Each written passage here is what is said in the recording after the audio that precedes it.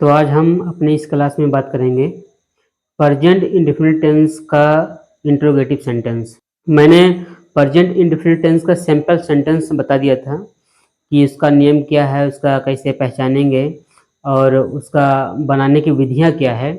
बहुत ही सरल तरीके से मैंने बताया था। लेकिन अब आ रहा है कि इंट्रोगेटिव सेंटेंस भी होता है, नेगेटिव सेंटेंस भी होता है।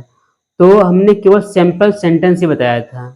आज हम इस क्लास में सीखेंगे कि प्रेजेंट इंडेफिनिट टेंस का इंट्रोगेटिव सेंटेंस। तो अब देखिए, प्रेजेंट इंडेफिनिट टेंस है तो इंट्रोगेटिव सेंटेंस क्या है। पहले तो बात ये आता है कि इंट्रोगेटिव क्या है ना। इंट्रोगेटिव मतलब होता है प्रश्नवाचक शब्द, यानी कि जैसे कि क्या वह जाता है। अब यानी कि वाक्य के फर्स्ट में अगर क्या आ जाए तो आप समझ लो कि ये इंट्रोगेटिव सेंटेंस है। ठीक है, तो ये पहचानने का बहुत ही सिंपल सेंटेंस है। नियम है कि आप कहीं भी क्या दिखे, चाहे प्रेजेंट इंडेफिनिट टेंस हो, चाहे प्रेजेंट कंटीन्यूअस टेंस हो या कोई भी सेंटेंस हो, अगर क्या से शुरू होता है तो समझ लो कि वो इंट्रोगेटिव सेंटेंस है। ठीक, तो आपने ये पहचान लिया। अब इसका नेम क्या है? बहुत ही सिंपल नेम है, डू और डज का प्रयोग करेंगे।